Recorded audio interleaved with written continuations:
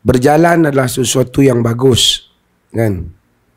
Apatah lagi apabila kita berjalan, kita akan tengok perkara yang lain-lain.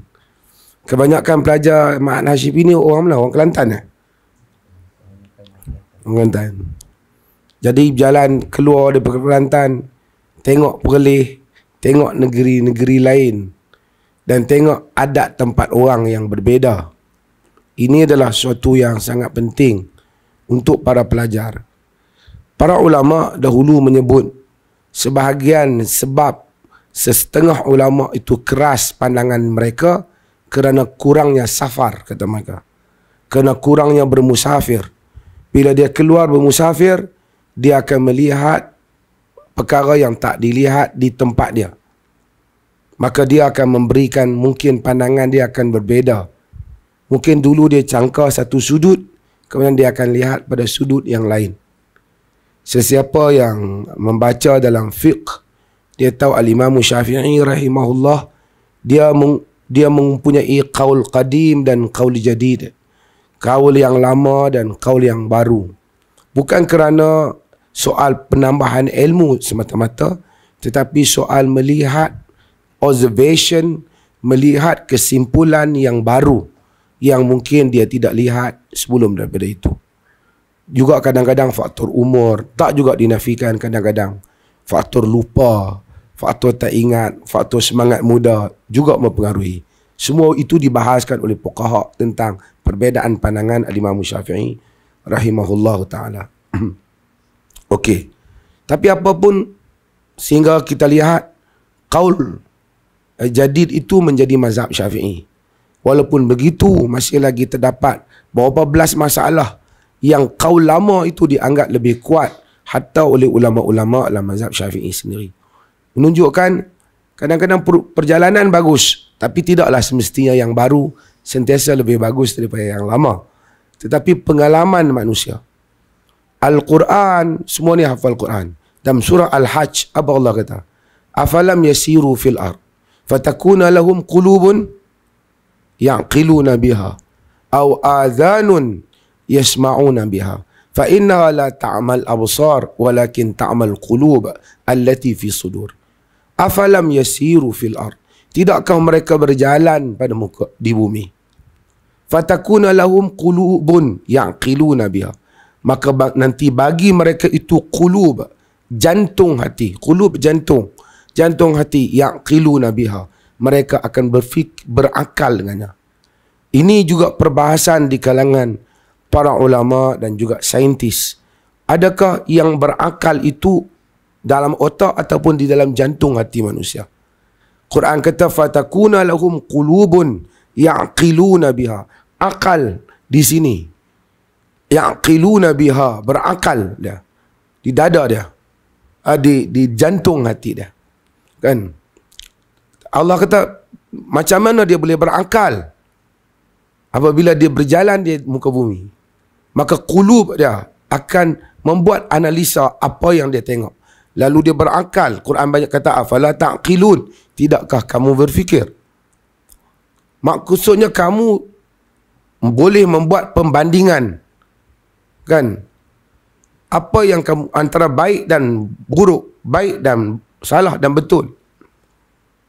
Atamuruna an-nasa bil birri wa tansawna anfusakum wa antum tatluna al-kitab afala ta'qilun. Adakah kamu suruh orang buat baik, kamu lupa diri kamu baca kitab, tidakkah kamu berakal? Akal. Jadi Allah kata cuba hampa fikir. Orang utara kata lah, kan, cuba hampa fikir. Cuba kamu fikir.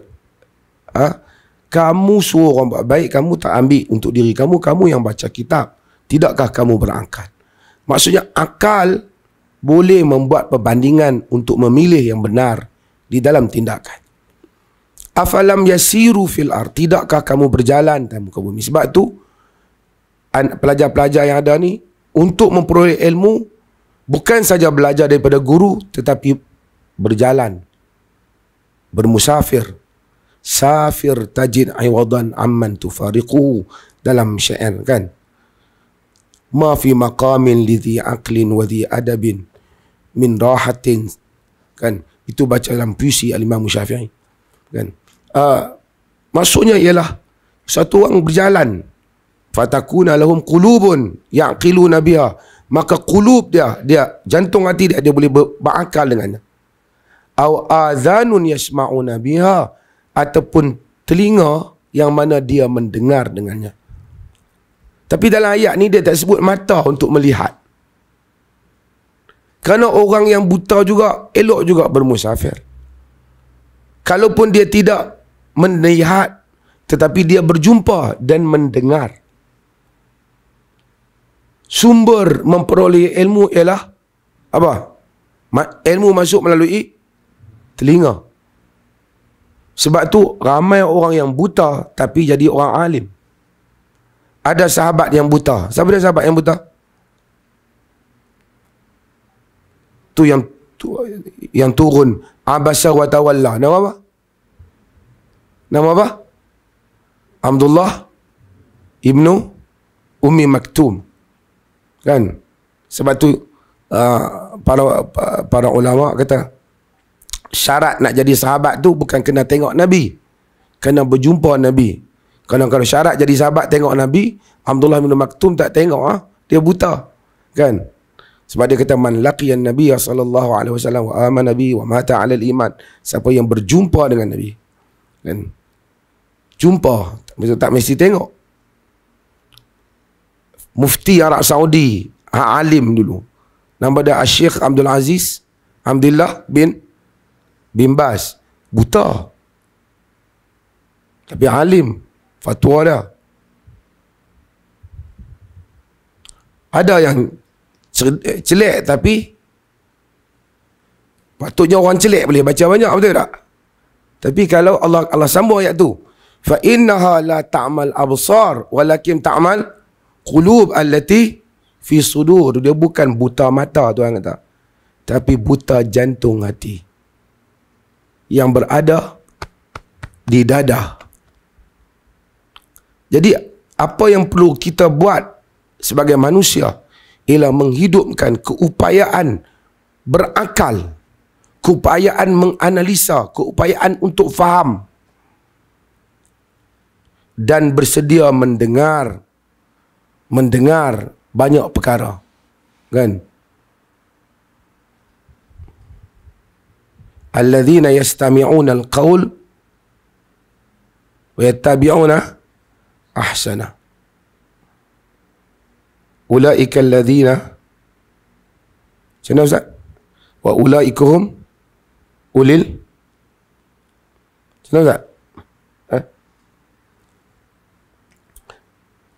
Nama apa ma'had di tubuh, di yang kerajaan tubuh tu?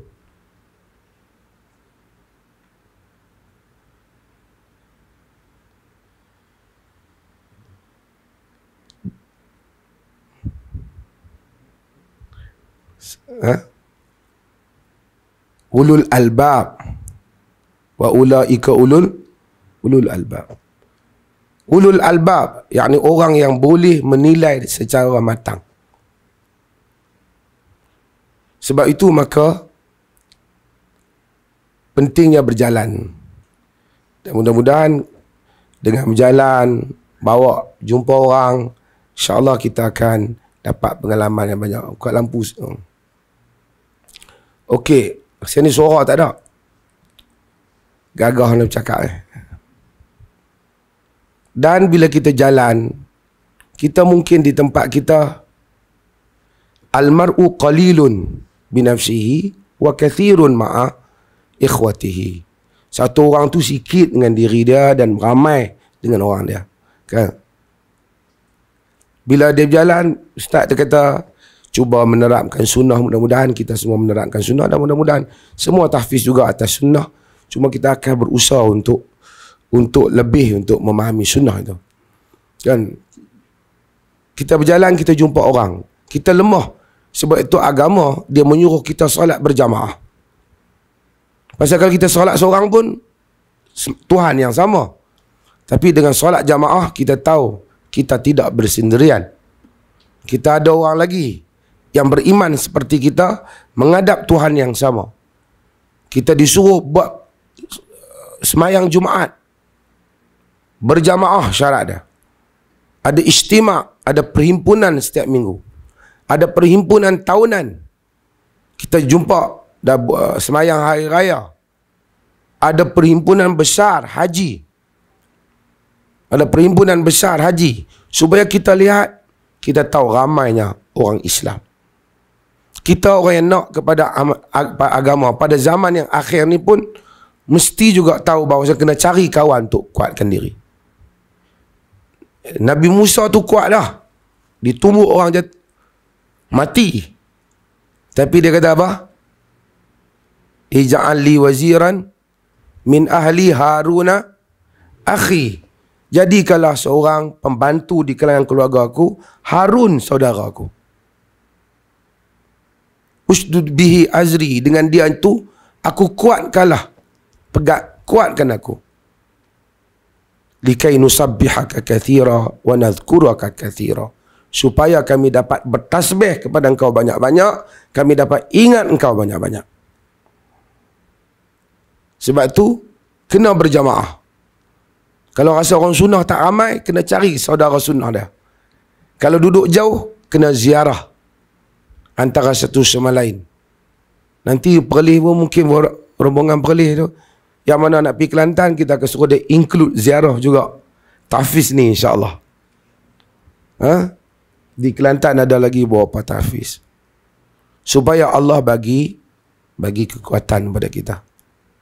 Kerana kita kena tahu Islam pada akhir zaman ialah ja'al islamu ghariba wa sayaudu ghariba.